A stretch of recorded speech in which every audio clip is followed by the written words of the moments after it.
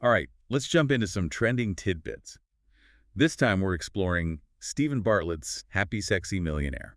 Oh, this one's good. It's packed with insights on fulfillment, love, and success, especially in the digital age. It seems like everyone's talking about it, so let's break it down. Yeah, let's do it. One of the first things that really caught my eye was this idea of finite and infinite games. Right. That's such a cool concept. It is. But can you, unpack that a bit more?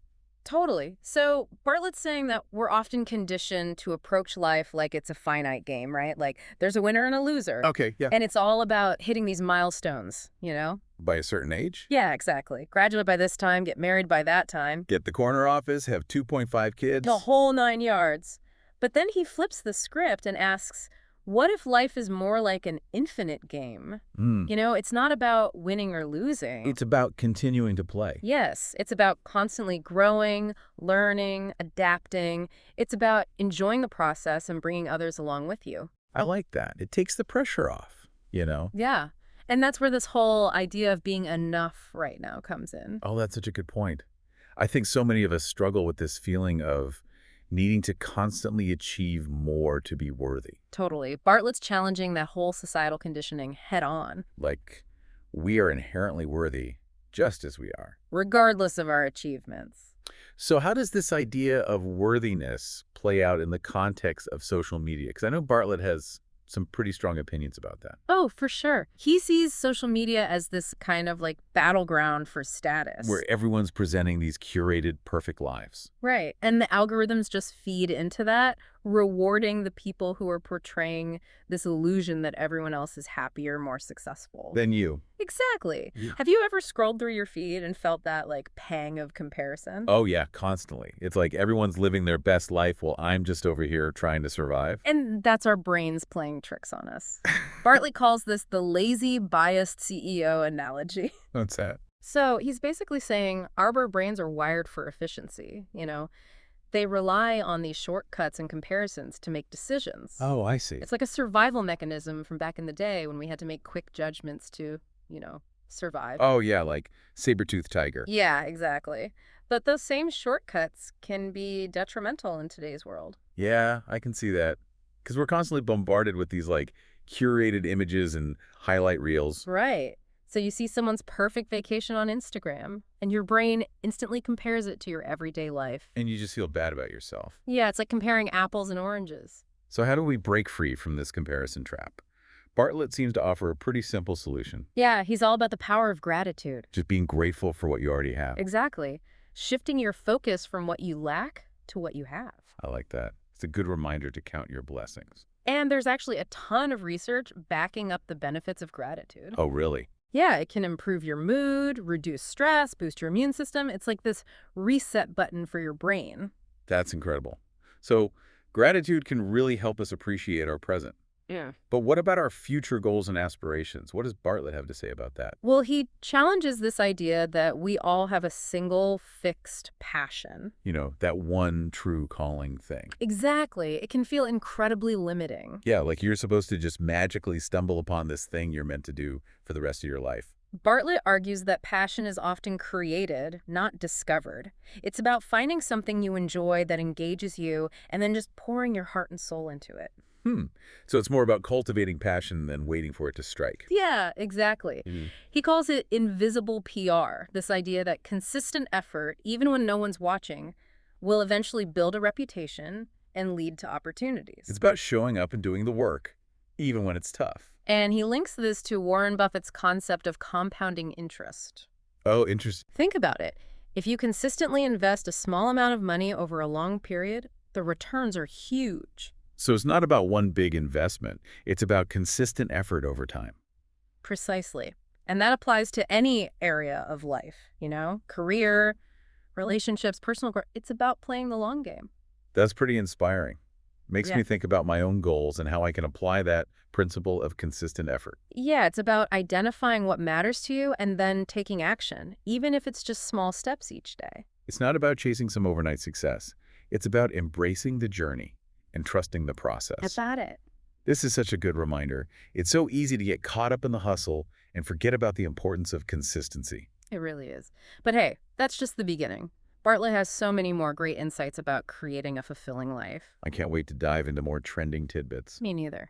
So, as we're going through all these ideas in Happy Sexy Millionaire, Yeah. one thing that keeps coming up for me is self-awareness. It's huge. Right. Yeah, like you can't change anything until you actually understand Yourself. your pattern, your motivations, those stories we tell ourselves. The baggage. Yeah. He calls it reading yourself. Oh, I like that. Yeah, it's like taking a step back and being an observer of your own thoughts. Your actions. Yeah. Have you ever had that moment where you realize you're stuck in a pattern? Oh, all the time. And it's usually not a good one. Totally. We all have these blind spots, right? Like just ingrained ways of thinking Yeah. that we don't even realize are there. Bartlett actually shares a really personal story about this. Oh, yeah. The one about his relationships. Yes. He was talking about how he would pursue women But then push them away. as soon as they started to reciprocate. What was the root of that? I can't remember. So he traces it back to his childhood, seeing his parents' relationship Which was some, tumultuous, yeah. lots of ups and downs, and he realized he subconsciously started to associate love with that. With conflict and drama. Exactly, and so he would sabotage relationships before they could even get to that point. Wow. It's amazing how these past experiences can affect us without us even knowing it. It's so true. It's a good reminder to really dig deep and figure out what those patterns are. So once we've read ourselves, as Bartlett says, what's next? Well, then he talks about cultivating an internal locus of control. What does that mean? It's about taking ownership of your life. Instead of feeling like a victim of circumstance. Exactly.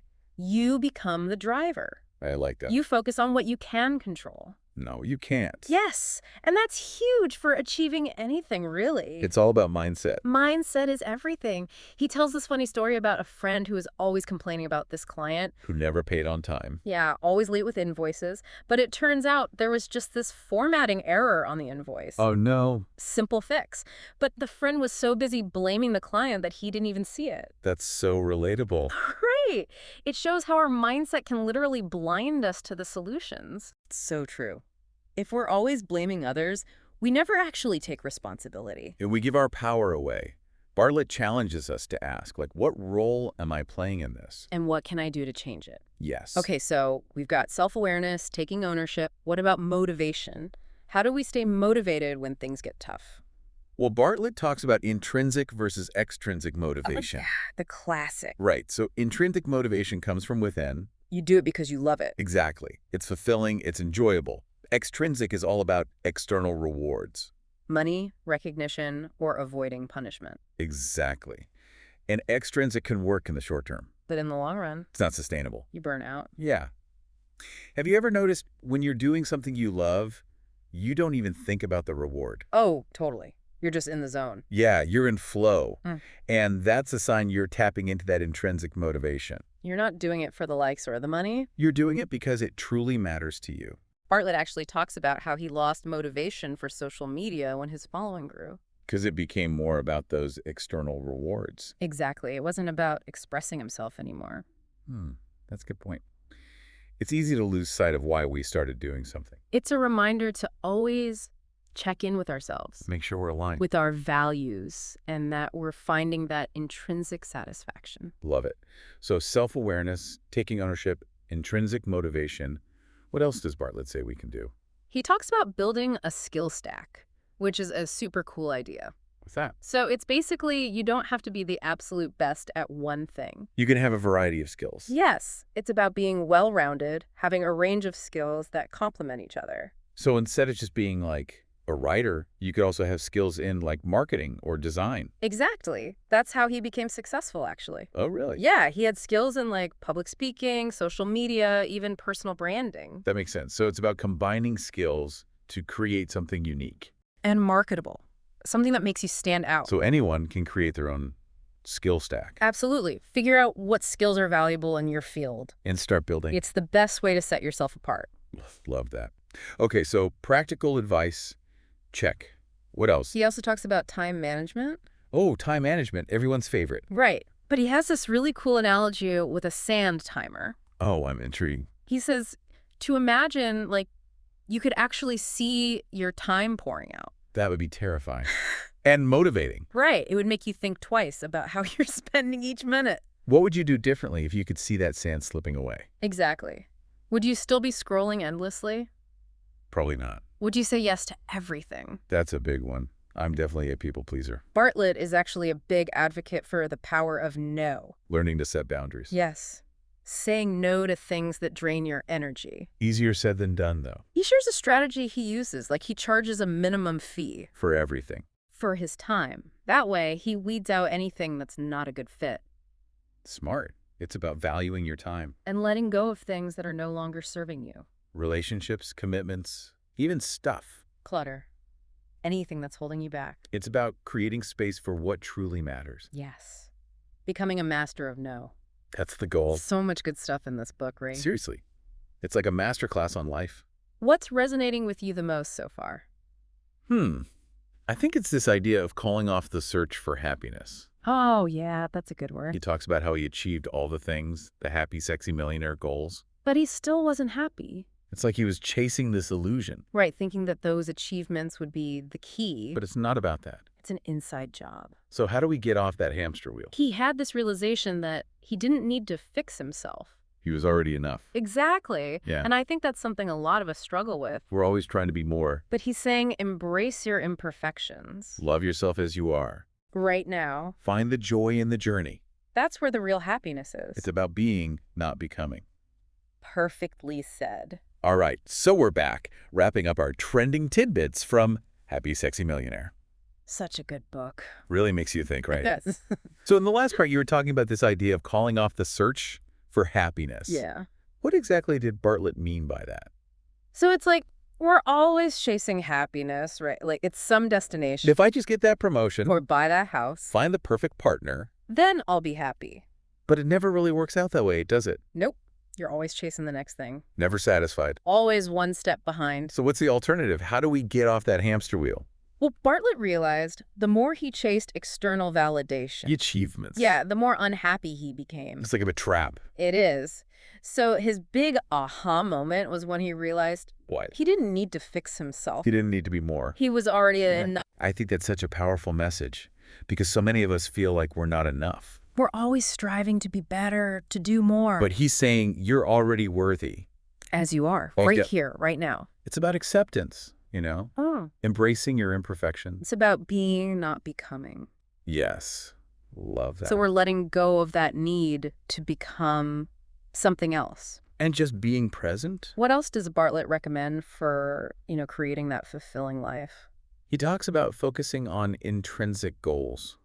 Not extrinsic ones. Right. So extrinsic goals are all about external validation. Like money, status, recognition. Those things can be motivating in the short term. But ultimately, They leave you feeling empty. because they're not really aligned with what matters to you, It's about what you think you should be doing. not what you actually want to do. Exactly. So what are intrinsic goals then? Those are the goals that are aligned with your values, your passions, The things that bring you joy. Yes. And a sense of purpose. It's funny, when you're doing something you love, time just flies by. It does. You get into that flow state. And you're not even thinking about the outcome. You're just enjoying the process. That's how you know you're on to something good. It's like your soul is lit up. Bartlett also talks about finding your tribe. Yes, Yeah. that's so important. Having a community that supports you. Challenges you, inspires you. He talks about how his own tribe has been crucial to his success. It's a reminder that we don't have to do this alone. We all need people who believe in us. So we've covered a lot of ground with Happy Sexy Millionaire. What's the biggest takeaway for you? Honestly, I think it's that happiness comes from within. It's not about achieving something external. It's about cultivating that inner peace. And self-love. It's about letting go of the stories that hold us back. Embracing who we are. And defining success on our own terms. Creating a life that truly brings us joy. Bartlett's message is so inspiring, It really is. Well, we hope you enjoyed this deep dive into Happy Sexy Millionaire. Yeah, hopefully it sparked some new ideas for you. Inspired you to create a life you love. And until next time, keep learning Keep growing. and keep searching for those trending tidbits. See ya.